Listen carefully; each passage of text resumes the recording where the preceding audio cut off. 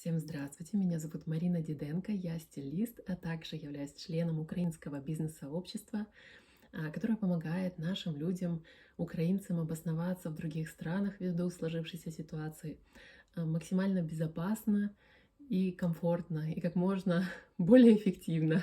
И сейчас мы будем говорить о том, как переехать в США. Шаг второй. Если вы не знакомы с предыдущим видео по поводу поиска спонсора, в вашем правом углу будет ссылочка на это видео. Посмотрите сначала его, проделайте все шаги, и уже только после этого переходите к просмотру данного видео, потому что это уже следующий шаг после того, как вы нашли своего спонсора для переезда. Для того, чтобы переехать в США, вам нужно: первое — это найти спонсора.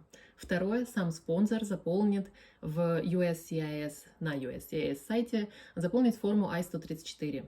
Для того, чтобы не попадать в неприятную ситуацию, в которой уже оказались некоторые наши украинцы, спонсоры имеют право взять у вас только вашу фамилию, имя, отчество, ваш пол, вашу дату рождения и все. Аналогично и про всех остальных членов семьи. То есть они у вас не будут спрашивать никаких ваших паспортных данных, никаких ваших карт и так далее. Тем более они не будут просить у вас никаких денег, потому что эта услуга абсолютно бесплатная, как с их, так и с вашей стороны. Поэтому, напоминаю, никаких финансовых операций не должно производиться, и никаких личных данных персональных, банковских и так далее не должны передаваться. Итак, когда ваш спонсор заполнит форму I-134, заполняет только он, как я уже сказала, от вас фактически ничего не нужно будет, кроме всех членов семьи, которые планируют переезжать вместе с вами.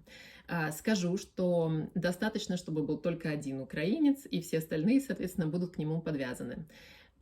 На сайте USCIS вам нужно будет создать аккаунт.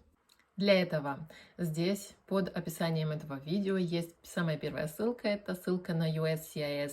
Очень надеюсь, что вы мне поставите лайк и подпишитесь, и нажмете на колокольчик, потому что все пошаговые инструкции переезда в США здесь будут выкладываться периодически, настолько, насколько у меня есть время для этого, потому что я очень хочу нашим людям помочь, потому что задают очень много вопросов, и поэтому, чтобы уже у вас их не возникало, переходите, подписывайтесь на этот канал и конкретно на ваш плейлист по U4U переезду в США, где будет все пошагово от А до Я с целью благополучного переезда и обоснования здесь, в Соединенных Штатах. В разделе меню вы нажимаете кнопку «Создать аккаунт», «Create Account».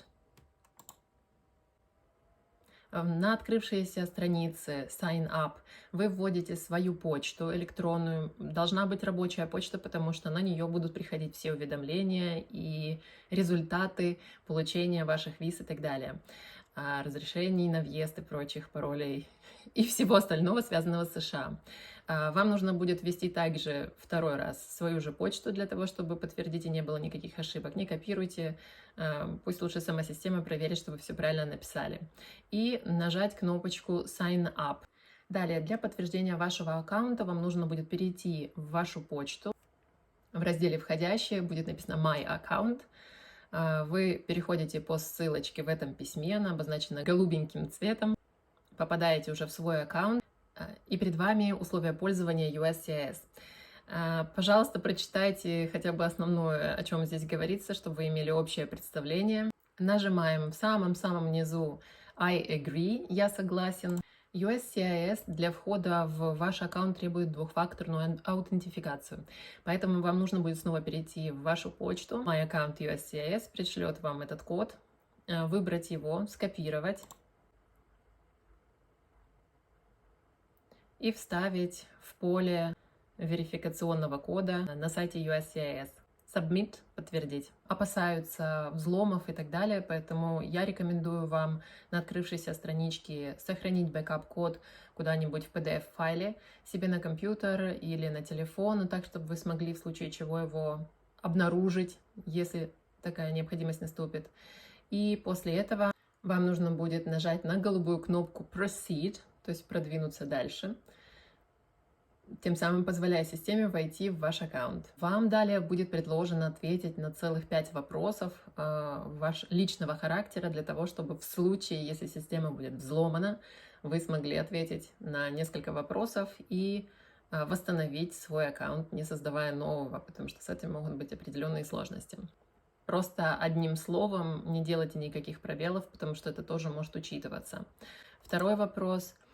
В каком городе вы впервые встретили вашего супруга? На самом деле вопросов там гораздо больше. Вы сможете, если что-то вам не актуально, выбрать любой другой.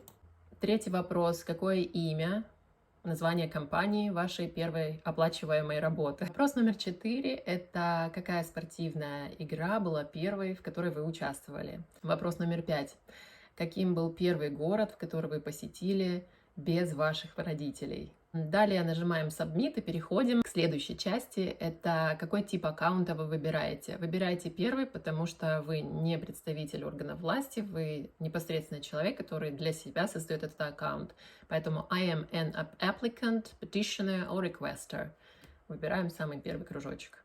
И Submit. Я вас поздравляю, вы попали уже в свой аккаунт, созданный, подтвержденный. Далее вы можете уже добавлять кейс к своему аккаунту, то есть дело.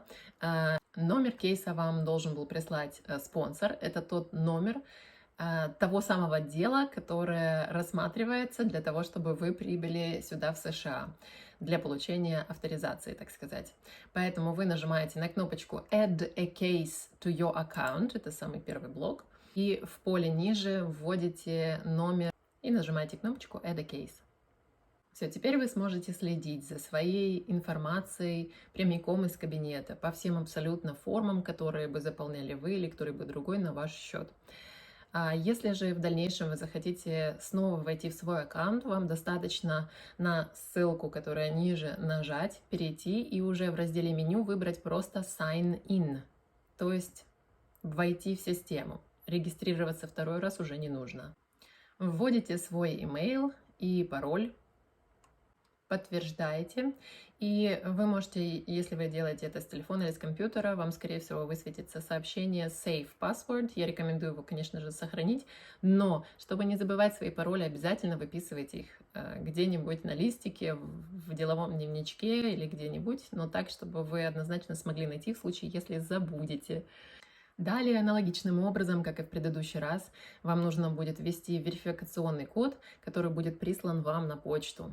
Все то же самое, и в дальнейшем каждый ваш заход на USCIS будет сопровождаться подтверждением одной и той же операции. То есть вписываете свою почту, свой код доступа USCIS аккаунт и верификационный код, который приходит вам всегда на почту. Он каждый раз новый, каждый раз меняется.